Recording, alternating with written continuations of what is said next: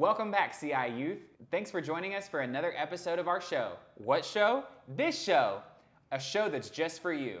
I'm Nick. And I'm Faith. We're your hosts. And this is Together for Good. Youth Youth Edition!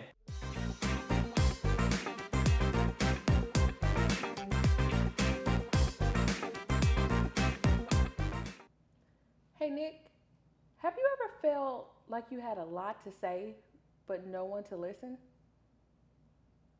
Nick? Hey Nick? Nick? Oh, what's up? I'm just kidding, Faith. But that can be really frustrating, right? Exactly.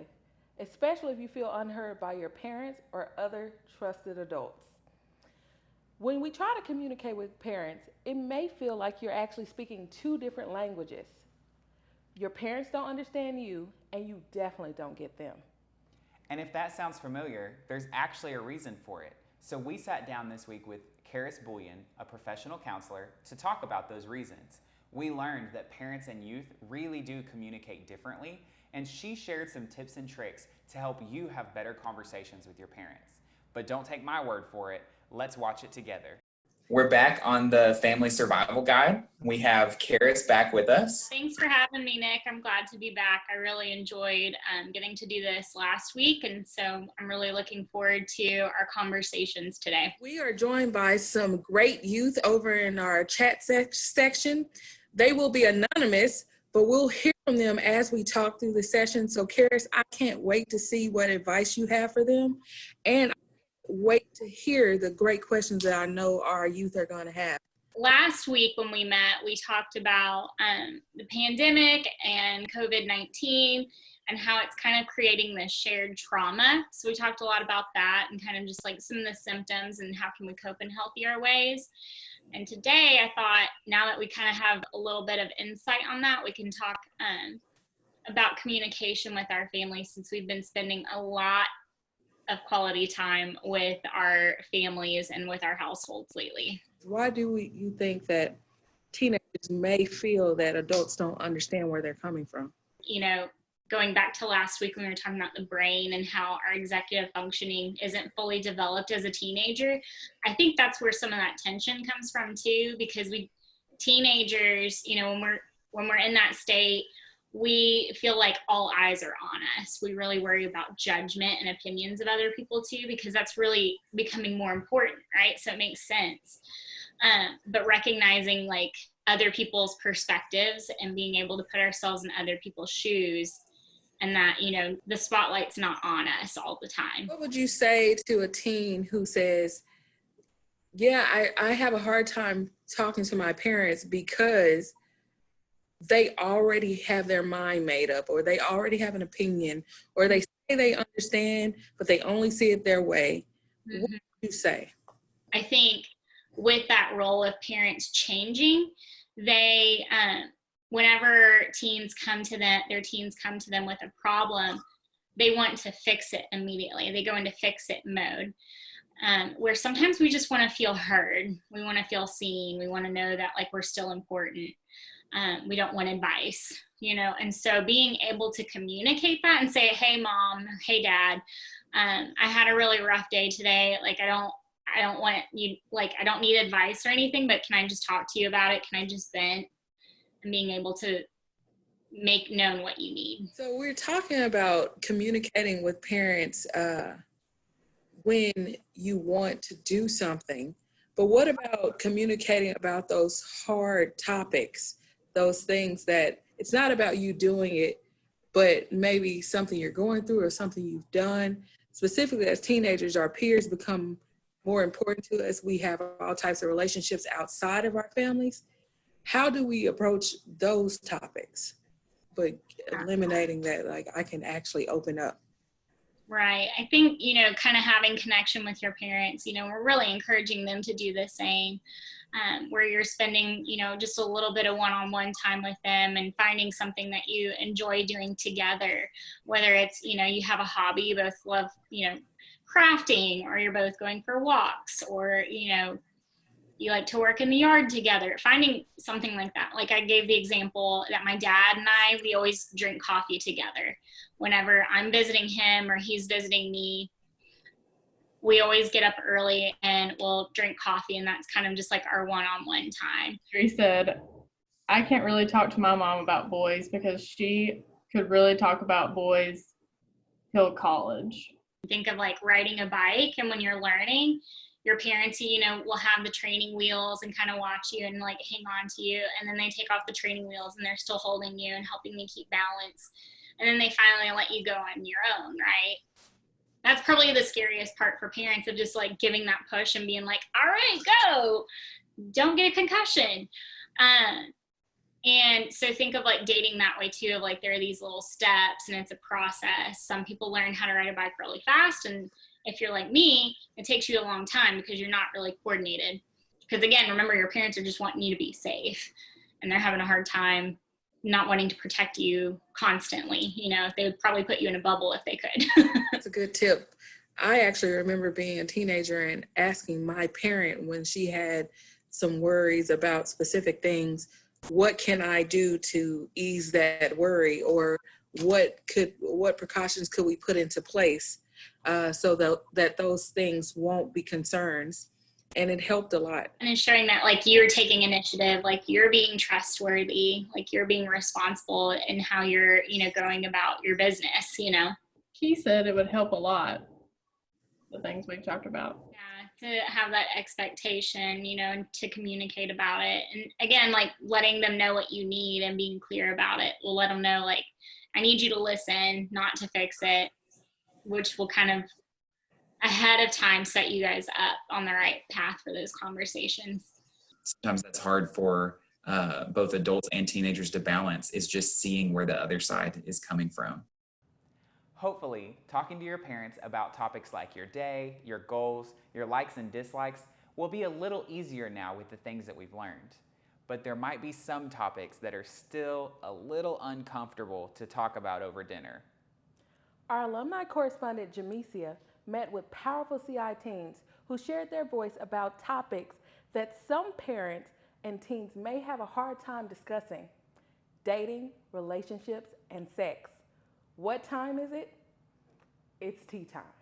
Welcome to Tea Time, where teens talk about topics over, you guessed it, tea. Today, teens talk about dating, relationships, and sex. So, who's ready to spill the tea?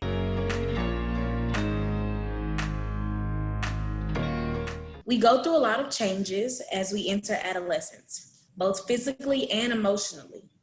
Teens become more curious about the world, crave independence, and begin forming their identity. During this time, relationship with peers become very important. These relationships can be platonic or romantic. According to the Pew Research Center, 35% of teens 13 to 17 years of age report experiencing dating or some kind of romantic relationship. The importance of the peer group and newfound desire for independence means that teens have a lot of decisions to make and experience new emotions and situations. Many may feel that adults don't understand them or that they can't share their feelings with their parents. What does it mean to date today? I don't call relationships, I call them situationships. So depending on like how y'all got to where y'all are, like it's like what are we, like what do we consider ourselves? What do we call ourselves? That's pretty much what a relationship is for a young person, to be like, we're not free to do what we want, but at the same time it's like, well, we're doing it anyway, so it is what it is. I think in the present day right now, as for teens, it's more of a talking stage. Like, I like you, you like me, but we can't be together. You can't do what you want to do. And it probably doesn't get farther than that. And if it does, that's good. But most people just don't want to get out the talking stage, and they don't want to like be with you, but they want you as like property. Oh my! Without like they don't want you out messing with other people, but you're not necessarily mine. I agree with that. And how does that make you feel? It's kind of like a mixed feeling because it makes me upset that you don't know what you want at the time, but also have me in this situation where either you like me or you don't, and I'm kind of like on this, I don't know, Roller coaster. Yes, on this emotional roller coaster. So I try to stay away from that because I can't deal with it. I really think they just explained my whole situationship. Not situation. I really think they did. Because that's how it I'm exactly telling went. y'all, relationships do not exist when you're you. It's kind of like nobody can verify it, but you just kind of know what's happening when it's happening. Confusionship. Yes, like that, just like that. You confused, he confused, we all confused. What's going on? Like, I've just noticed that people talk a lot, but they don't date a lot. So, because talking is like the 30-day free trial before dating. So, like, it's not like anything like significant. So people just do it all the time. I know you guys saying that it's not necessarily dating as much now. It's more situationships and confusion. So do you all feel like, does anybody feel like there's a right age to start dating? I think that the right age is probably high school because,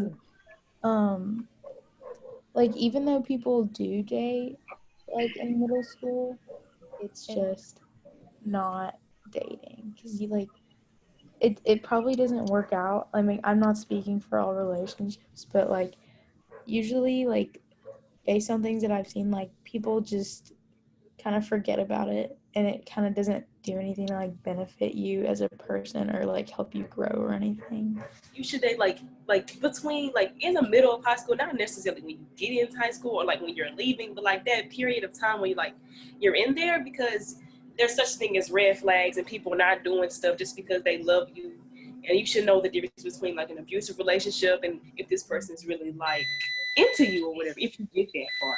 To me, I think after high school, but then again, there's like that the age kind of counts, but then again, it's like where your mindset is, and you have to make sure that other person is on the same mindset as you. Have your parents ever, tried to talk to you about dating? They confronted me like twice about it, but I'm not really an open person. So I would just like make up excuses because I don't really like to talk about this type of stuff, especially with my parents. But I'll talk about it with my cousin or my sister or one of my friends, because talking about it with my parents is so weird. So I don't really talk about it with them. Why is it weird to talk to your parents about dating? Why does it feel so awkward? I would say how they make it awkward is like when they ask too many questions about that person when you don't even know yourself yet because you just met them and y'all are just not talking. So I would say less asking questions about them. Wait until like after 2 weeks, 3 weeks at the most. That way I can give you some information about their last name and their favorite color. For me, probably the most awkward part is when they give me that look. Like when they ask me a question, I answer, and they just give me that look like, like they watching me. From like a young age, they used to teach us to talk about how we felt or whatever happened to us with them. And so I feel a little more comfortable when these sort of situations pop up. I can discuss it with them or my sibling because we're very open about how we feel in our clothes. Like I really tell like my parents about boys or anything my interest I don't tell, because it's like, oh, your mind is worried about the wrong thing. You should be in books and not boys. And I'm just like, okay, never mind. Thank you all for sharing your tea, your truth. Although we all have different perspectives, we learn from our differences. Always listen to, learn from, and love others. And remember, togetherness starts with tea. Bye.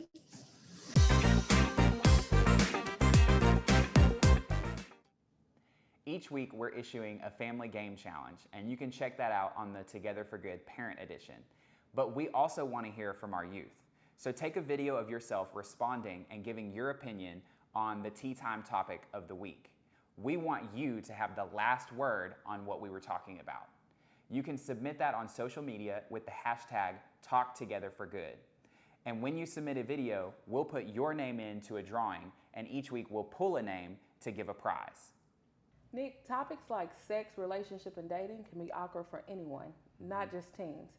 So I am so excited that our teens were willing to open up to us and talk to their peers about these topics. Yeah. With the communication topics that we learned about during today's episode, I really hope that teens can communicate with their parents about these topics. Yeah, I really hope that this helps teens start conversations and have conversations that they might feel like are awkward. Because a lot of times those awkward or uncomfortable conversations, those are the conversations that we really need to have. So true. So, as usual, make sure that you're subscribed to our YouTube channel, follow us on Facebook, and tell us how we're doing. Use the feedback survey that's in the description box on this video. And remember, no matter what your age, we're all in this together. Together for good.